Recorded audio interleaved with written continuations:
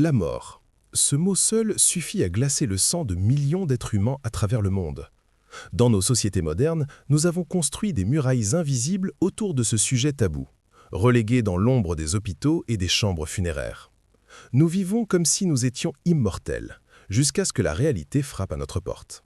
Pourtant, il y a plus de 2000 ans, les philosophes grecs et romains abordaient cette question avec une sagesse désarmante. La mort n'est pas notre ennemi, c'est notre peur qui l'est. Aujourd'hui, nous allons plonger dans cette réflexion bouleversante qui pourrait transformer votre vision de l'existence. Dites-moi dans les commentaires, de quelle ville nous regardez-vous en ce moment? Et surtout, avez-vous déjà eu cette conversation avec vous-même sur la mort? Marcus Aurelius se réveillait chaque matin avec la même pensée. Tu pourrais mourir aujourd'hui. Pas pour se torturer, mais pour vivre pleinement. L'empereur romain, l'homme le plus puissant de son époque, commençait ses journées en méditant sur sa propre finitude. Dans ses écrits personnels, jamais destinés à être publiés, il notait cette pratique stoïcienne ancestrale, la contemplation de la mort comme exercice de vie. Imaginez la scène. L'aube se lève sur Rome. Dans les appartements impériaux du Palatin, pendant que le reste du palais dort encore, Marcus s'assoit sur le bord de son lit. Il ferme les yeux. Il visualise son dernier jour. Pas de manière morbide, mais avec une clarté cristalline. Il imagine sa respiration qui ralentit, son cœur qui cesse de battre, son corps qui retourne à la poussière d'où il vient. Et alors, quelque chose de remarquable se produit. Il n'a plus peur. Il ressent au contraire une gratitude immense pour le jour qui commence, pour l'air qu'il respire, pour les personnes qu'il va croiser. Cette pratique, que les stoïciens appelaient « memento mori », « souviens-toi que tu vas mourir », n'était pas une obsession macabre, c'était un outil de libération psychologique. En acceptant l'inévitabilité de notre fin, nous cessons de gaspiller notre énergie à la fuir. Nous pouvons enfin nous concentrer sur ce qui compte vraiment. Épictète, ancien esclave devenu philosophe, allait encore plus loin. Il enseignait à ses disciples une distinction fondamentale qui révolutionnerait leur rapport à l'anxiété. Il y a les choses qui dépendent de nous et celles qui n'en dépendent pas. La mort appartient résolument à la seconde catégorie. Nous ne contrôlons ni le moment ni les circonstances de notre disparition. S'inquiéter de la mort revient donc à s'inquiéter de la pluie qui tombe ou du vent qui souffle. C'est un gaspillage monumental d'énergie mentale. Mais alors, que contrôlons-nous vraiment? Nos pensées, nos jugements, nos réactions. Et surtout, la manière dont nous vivons chaque instant qui nous est donné. Épictète racontait souvent l'histoire d'un homme terrifié par la mort qui passait ses jours à s'inquiéter, à consulter des oracles, à chercher des moyens de prolonger sa vie. Et pendant ce temps, il ne vivait pas. Il était déjà mort, prisonnier de sa propre peur.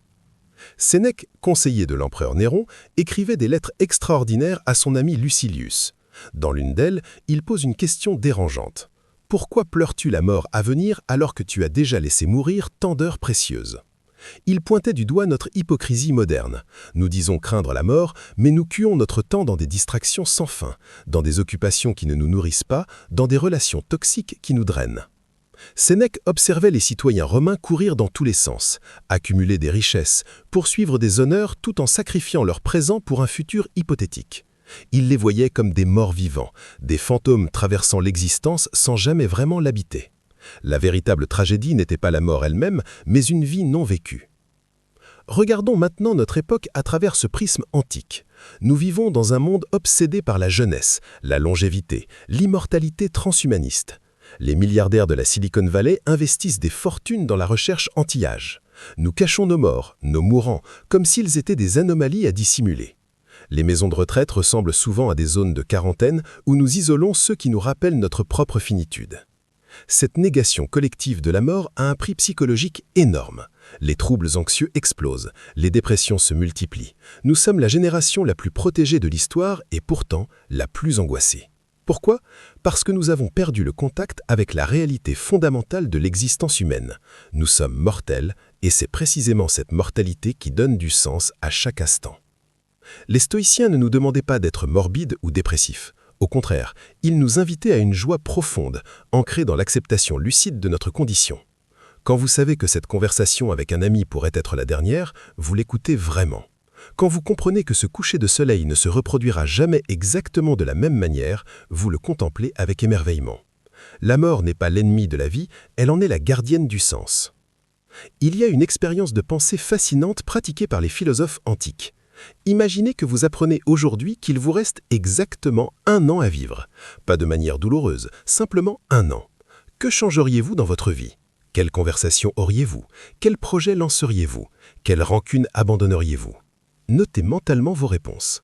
Maintenant, la question brutale. Pourquoi attendez-vous? Qu'est-ce qui vous empêche de vivre ainsi maintenant? La plupart d'entre nous vivraient radicalement différemment si nous avions cette certitude. Nous dirions « je t'aime » plus souvent. Nous voyagerions vers ces destinations qui nous appellent. Nous écririons ce livre, lancerions ce projet, réparerions cette relation brisée. Mais voici la vérité que les stoïciens nous rappellent. Nous n'avons aucune garantie d'avoir plus qu'1 an. Nous pourrions avoir 50 ans ou 50 jours. L'incertitude est totale.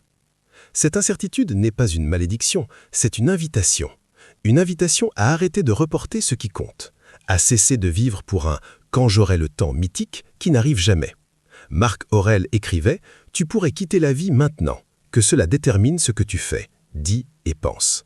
Chaque action devient alors intentionnelle, chaque parole porte du poids, chaque pensée est choisie consciemment. Certains pourraient objecter « Mais cette philosophie ne mène-t-elle pas au nihilisme ? Si tout se termine par la mort, rien n'a d'importance. » C'est exactement l'inverse. C'est précisément parce que tout se termine que chaque instant est précieux. Un diamant n'a de valeur que parce qu'il est rare. Si vous aviez une éternité devant vous, pourquoi vous dépêcheriez-vous de faire quoi que ce soit? Vous pourriez toujours le faire demain, ou dans 1000 ans, ou dans 1 million d'années. La mort est ce qui rend l'amour urgent, ce qui rend la création nécessaire, ce qui rend le pardon possible. Sans elle, nous serions condamnés à une procrastination éternelle, repoussant indéfiniment ce qui nous fait peur ou nous demande des efforts. La mort n'est pas l'opposé de la vie, elle en est la condition même. Les neurosciences modernes commencent à valider ce que les stoïciens savaient intuitivement.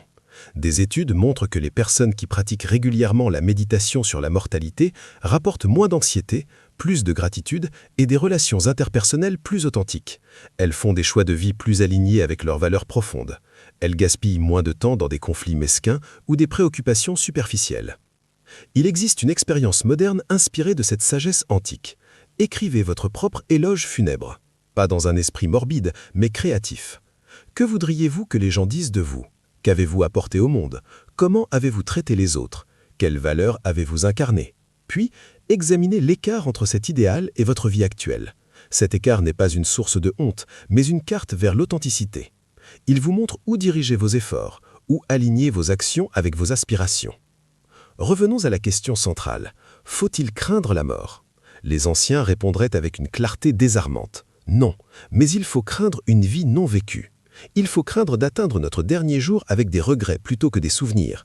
Il faut craindre de réaliser trop tard que nous avons sacrifié l'essentiel pour l'urgent, l'authentique pour le convenable, la passion pour la sécurité. La sagesse stoïcienne nous offre un antidote puissant à l'angoisse moderne. Elle ne nie pas la réalité de la mort, elle ne la romantise pas non plus. Elle l'intègre comme une enseignante suprême, celle qui nous rappelle chaque jour que le temps est notre ressource la plus précieuse, celle que nous ne pouvons jamais récupérer. Alors que nous terminons cette exploration, revenez à votre quotidien avec cette nouvelle conscience. Observez comment vous passez vos heures, notez où va votre attention, questionnez vos priorités. Êtes-vous en train de vivre ou simplement d'exister? Construisez-vous une vie dont vous serez fier au dernier jour ou accumulez-vous des regrets futurs? Les stoïciens nous laissaient un héritage précieux, non pas de doctrine rigide, mais d'outils pratiques pour naviguer l'existence humaine avec sagesse et courage. Le memento mori n'est pas une obsession morbide, c'est un rappel quotidien de vivre pleinement, d'aimer généreusement, de créer authentiquement. Car au final, ce n'est pas la mort qui nous diminue, c'est la peur de vivre qui nous tue lentement. La prochaine fois que l'anxiété de la mortalité vous saisira, rappelez-vous ces paroles de Marc Aurèle. Ce n'est pas la mort qu'un homme devrait craindre, mais il devrait craindre de ne jamais commencer à vivre vraiment. Votre vie vous attend, pas demain, pas quand les conditions seront parfaites, mais maintenant, dans ce moment précis qui ne reviendra jamais.